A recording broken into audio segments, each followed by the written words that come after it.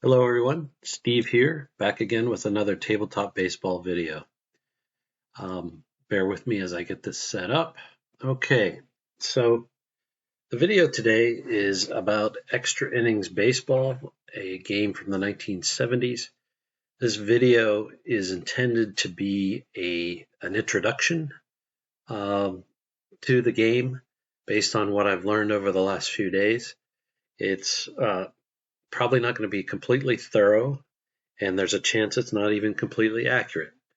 But we'll talk about that here in a minute.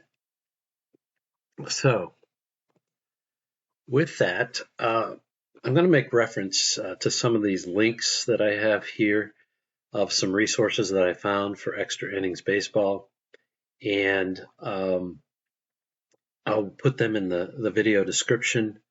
I'll also make the PowerPoint for this presentation available on my Google Drive. Probably more than maybe any other video, comments are encouraged and welcome because there's a lot about Extra Innings I'm sure I do not know. And so I wanted to be perfectly honest about that. If you found this video interesting, feel free to like it, and you can always subscribe to my channel or send me an email at the address down below. I wasn't planning on doing this video, but this game came to my attention. I was generally aware that it existed, but I didn't know much about it. And so one thing led to another, and I spent a couple of hours here putting together this presentation, which I hope is helpful. As far as I know, there is no other YouTube video out there on Extra Innings Baseball. So if I can have the honor of being the first, all the better. So background. Extra Innings Baseball was designed by a guy named Jack Kavanaugh. Either at the time or later, he became a member of SABR, and so obviously he had a knack for baseball statistics. Somewhere around 69 or 70 is when the game came out, and I think it was published at least until 1977. He may have self-published it at first, but later, as you can see in the lower right-hand corner, it was also distributed by a company called Gamecraft, which had several sports games under its moniker.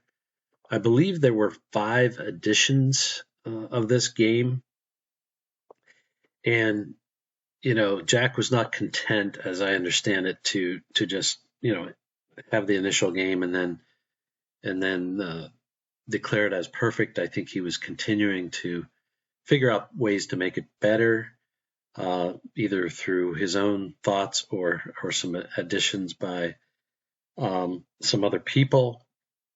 And as we'll talk later, he documented his thoughts over the course of time in a newsletter, an Extra Innings newsletter. So those are interesting reads as well, just to get a feel for the evolution of the game. I will say, when you're trying to learn the game or figure it out, it is a little challenging given the fact that there are multiple versions or multiple editions out there. But I think if you're diligent, you can figure it out. This game also lent itself to some homebrew versions by different people. One guy, Ron Bernier, or my French teacher would probably say Bernier. Apologies, Ron. Ron came up with his own version called Top of the 10th, which added a D20 die to the mix and all kinds of interesting enhancements. By his own admission on Delphi, Ron says his version could still use some more work, but it's out there for free, and I'll show you how to get it here in a bit. Also on Delphi, and this was in the earlier links, a guy named Mike Mitchell, if I have that right, came up with a version of the game. Again, pretty sophisticated. And then a guy I know, Chris Rohan, also created kind of a card version of the game. which I'll show at the end, and possibly some of his own homebrew rules as well. So there's a lot out there. You just kind of have to sort through it. So some features of the game. I struggled with what the best way is to describe how this game works. So you'll have to bear with me and take this information in as a whole. I chose an order to describe it and as logical as a method as I could. But feel free to pause the video and study the slides as well. So this is a dice and chart game, pretty small footprint. It uses 3 d6 dice. You read them in order. They suggest red, white, and green, and you read it as a 3-digit number. There aren't individual playing cards. Instead, there are roster sheets, which I'll show you. And typically, when there's a rating on a roster sheet, it's typically expressed as a range of dice rolls. The engine is based on 2 primary dice rolls. The first roll is kind of a preliminary roll. It's where you check for a walk, but it also is where you might trigger rare plays or an error check or some other results, which we'll show in a minute. If none of that applies, then you do roll 2, which is the primary play result, and that's where you kind of resolve the at-bat in almost every case. I think I duplicated that bullet point about the dice roll ranges. Pitcher-batter interaction. There is some in this game, or at least in the basic game, and typically the way this interaction works is the rating ranges that I described above get adjusted up or down, or narrower or wider, as the case may be. This may be a drawback, but of course that requires some mental math. I think you could use a cheat sheet to help you with that mental math. Oftentimes that can be found actually right in the instructions, depending on what version you're looking for. Probably ahead of his time, but in the rule book, he explained how to do your own ratings. It's pretty straightforward math, to be honest, at least from my perspective. But it was nice because in the early days, not a lot of teams necessarily existed. Although later on, I think there was a version that produced several hundred players' ratings, but I digress. Okay, so you roll the dice on the first roll, and there's this first roll chart.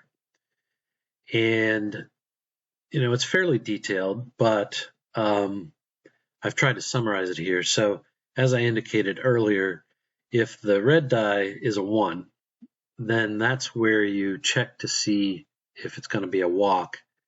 And that's where you need to specifically look at the pitcher's walk rating or his rating range.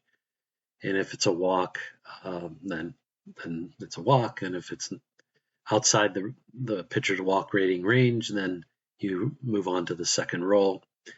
There's some generic, in this version, there's some generic hit batsman, pickoff, wild pitches, pass balls, catcher's interference, box, etc. And then this is also where you could end up with a double play or an error trigger, if you will. So I don't want to go into explaining all this right now. I think the earlier versions had some kind of auto steal aspect to it as well. I have not studied that. Okay, before I go on, I think it's best to study the roster sheets. And this was the one for the pitchers. It happens to be the 1970 Baltimore Orioles. And I've highlighted a couple of key things, some of which got cut off at the bottom. But anyways, very important, as I mentioned already, is the pitcher's walk rating. So if you walk a lot of batters, this number is going to be higher. And if you don't walk a lot of batters, the number is going to be lower. And this 3-digit number under the W column is the dice roll, 1, 3, 3. So anything on the first roll for Palmer from 111 to 133 is going to be a walk. The strikeout rating actually comes into play on roll 2, and the number there actually represents the low end of the range. So for Palmer, if dice roll number 2 comes up from 611 up to 666, then it's a strikeout. So it looks like, I'm just doing mental math, but it looks like Palmer struck out maybe 14 or 15% of his batters that he faced, excluding walks. The batting average is listed there. You'll see actually the same batting averages on the hitters roster sheet, so you don't have to worry about that. But the batting and throwing arm is shown off to the right. I don't know if these charts were from the original game or somebody else produced them after the fact, but it's pretty standard layout for charts. The ERA is there, and that can come in, which we'll talk about later. So this is what a roster sheet for the batters look like, and there's a lot of information on here. I'll go through it. At the top, there's a double play rating, and it's team-based, and then there's a team error rating range as well. I'm not going to explain exactly how that all works, but you can kind of get an idea, and that comes from roll number 1. So we already saw that the pitchers have a walk rating range and a strikeout rating range, and the batters can modify those ranges, basically plus or minus, and basically it narrows or widens the range for those results. So PW means like Boog Powell drew more than the average number of walks, so he's going to add to the number of walks that would normally come from the pitcher's range. And then if you go down like to Jim Palmer here, oops,